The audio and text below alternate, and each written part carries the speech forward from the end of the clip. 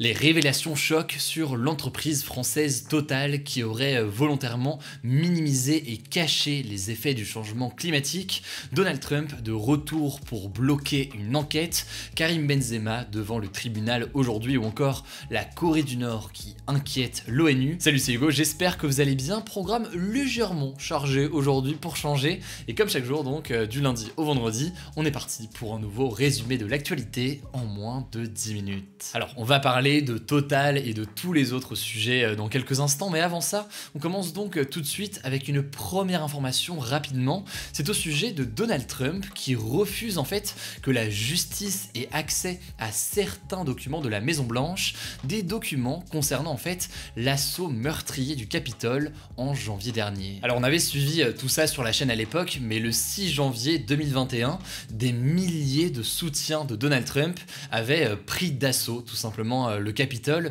Le Capitole, c'est l'endroit à Washington où se trouve le Parlement américain. Le tout avec l'objectif, bien notamment d'empêcher la victoire électorale de Joe Biden, l'adversaire donc de Donald Trump lors de l'élection présidentielle. Les images de cet assaut à l'époque étaient impressionnantes et le bilan avait été de 5 morts. Alors dans cette affaire, le rôle de Donald Trump, qui avait donc prononcé juste avant cet assaut, bien un discours à quelques centaines de mètres du Capitole, n'est pas très clair aujourd'hui. Une enquête a donc été lancée par la justice et par les enquêteurs qui veulent notamment entendre des proches de Donald Trump et aussi avoir accès à certains documents officiels de la Maison Blanche datant de l'époque.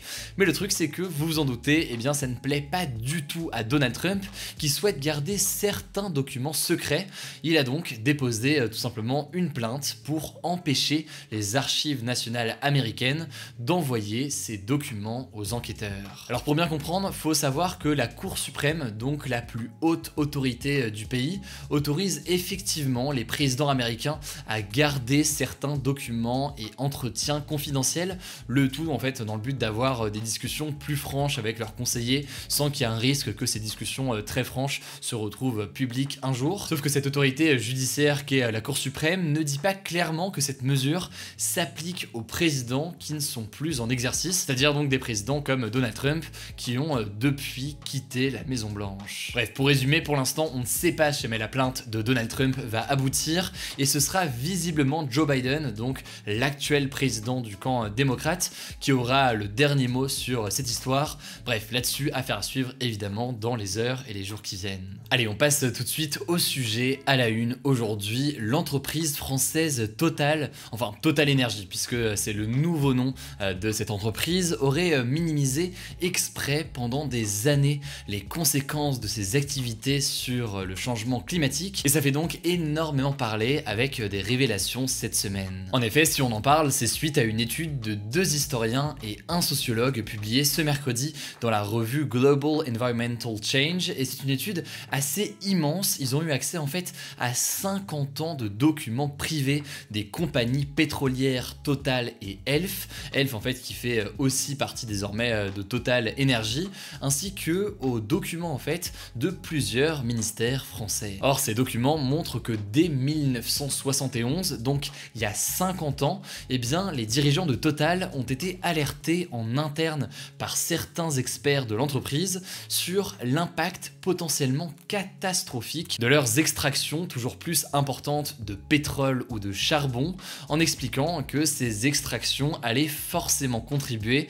à une hausse des températures sur la planète. Alors ces révélations sont assez marquantes parce qu'à l'époque, au début des années 70, le changement climatique n'était pas forcément une notion connue du grand public, c'était vraiment le tout début et Total n'a donc rien fait pour dévoiler ces nouvelles connaissances importantes sur le changement climatique, des connaissances qu'ils avaient et selon cette étude, ils n'auraient donc pas fait grand chose pour creuser ce sujet ou alors en parler publiquement. Mais en fait, pire encore, l'étude montre que Total a carrément cherché à brouiller ses découvertes et à les camoufler jusque les années 2000 pour défendre tout simplement ses intérêts économiques et et continuer donc notamment ces extractions. Alors il faut noter que c'est pas la première fois que la responsabilité d'une grande entreprise mondiale est reconnue dans la minimisation comme ça du changement climatique. Et à titre d'exemple, il y avait autre chose qui avait beaucoup fait parler il y a quelques temps.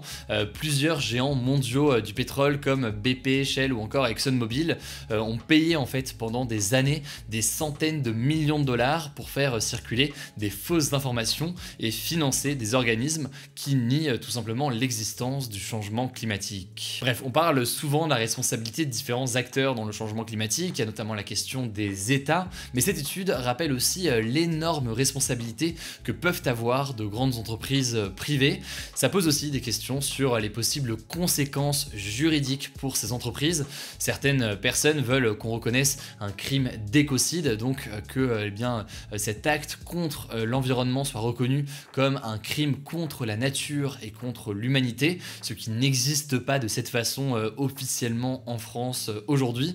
Bref, ça pose des vraies questions, des vrais sujets, et si vous voulez plus d'informations, je vous mets des liens directement en description. Allez, on continue avec les actualités en bref, il se passe pas mal de choses. Aujourd'hui, on commence avec le début du procès de la sextape de Valbuena. C'est en fait une affaire dans laquelle le footballeur français Karim Benzema, avec 4 complices, est accusé de chantage autour donc de cette sextape de l'ancien joueur de l'équipe de France Mathieu Valbuena. Alors cette affaire avait eu à l'époque de lourdes conséquences puisque suite à ces accusations, Benzema avait été écarté de l'équipe de France pendant 5 ans. Bref, pour l'instant, Benzema est évidemment présumé innocent, mais s'il est jugé coupable, il risque au maximum jusqu'à 5 ans de prison et 75 000 € d'amende. Ça, c'est la peine la plus lourde qu'il peut obtenir. Mais donc, on verra ce qu'il en est très concrètement dans les prochains jours. L'autre actualité aujourd'hui à l'international, c'est que la Corée du Nord a lancé un missile depuis un sous-marin ce mardi. Et c'est peut-être un détail pour vous, mais en l'occurrence, si jamais c'est vraiment le cas, eh bien, ce serait une grosse avancée technologique. Et du coup, en réponse à ça, eh bien, le Conseil de sécurité de l'ONU, qui réunit certaines des grandes puissances mondiales, dont la France, s'est réuni à huis clos en urgence ce mercredi pour discuter de ce sujet. Bref, la Corée du Nord, pour résumer, continue d'inquiéter pas mal les pays du monde entier face à leurs avancées technologiques, et donc on suivra ça dans les prochains jours. Dans l'actualité aussi à l'étranger, on part aux États-Unis, au Texas, où eh bien, un avion s'est crashé, mais les 21 passagers de l'avion ont survécu. Ça donne donc des images vraiment impressionnantes. En fait, l'avion s'est écrasé au décollage, il a pris feu dans un champ et les passagers ont réussi à sortir tout seuls de l'appareil. Bref, heureusement, beaucoup plus de peur que de mal. C'est assez miraculeux. Dans l'actualité aussi aujourd'hui, on part en Russie. C'est un petit tour du monde. Aujourd'hui, il se passe pas mal de choses et le président russe Vladimir Poutine a déclaré une semaine de congés payés pour tout le pays pour réduire les contaminations au Covid. Et il a également demandé aux Russes de se faire vacciner de toute urgence. En gros, on vous en parlait il y a quelques jours, mais la Russie fait face à une très forte vague de Covid. Il y a en moyenne 1000 morts par jour, mais c'est des chiffres qui seraient sous-estimés aujourd'hui. Au-delà de ça, il y a une étude récente de chercheurs indépendants qui déclarait que le pays avait dépassé le million de morts depuis un an. Bref, pas mal de choses qui font que la situation est très difficile niveau Covid pour la Russie et le faible taux de vaccination n'aide pas dans tout ça. Affaire à suivre donc, mais en attendant, il y a une semaine de congés payés pour tout le pays, histoire de réduire donc les contacts entre les personnes et que les personnes restent chez elles. Dans l'actu aussi aujourd'hui, Facebook devrait changer de nom potentiellement le 28 octobre, c'est ce qu'affirme en fait le journal américain The Verge qui est spécialisé dans l'actu tech. Et pourquoi est-ce qu'il y aurait ce changement de nom? Et bien pour plusieurs raisons.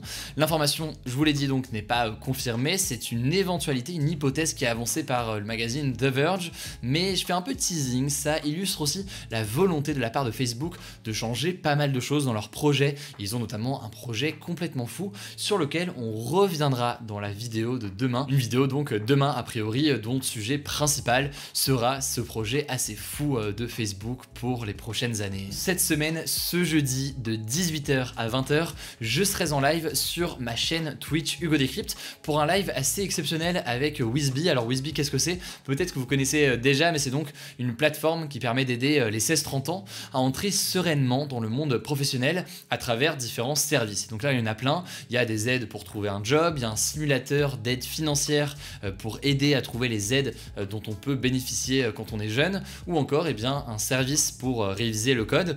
Ce live se fait donc avec Wizbee. Si vous voulez découvrir Wizbee, je vous mets le lien en description. Et pourquoi est-ce qu'on fait ce live? Eh bien, l'objectif, c'est de parler notamment des difficultés que l'on peut rencontrer quand on est étudiant, jeune actif ou encore à la recherche d'un emploi. Ça peut être des difficultés financières, de job étudiant, de perfectionner son CV, son entretien, etc. etc.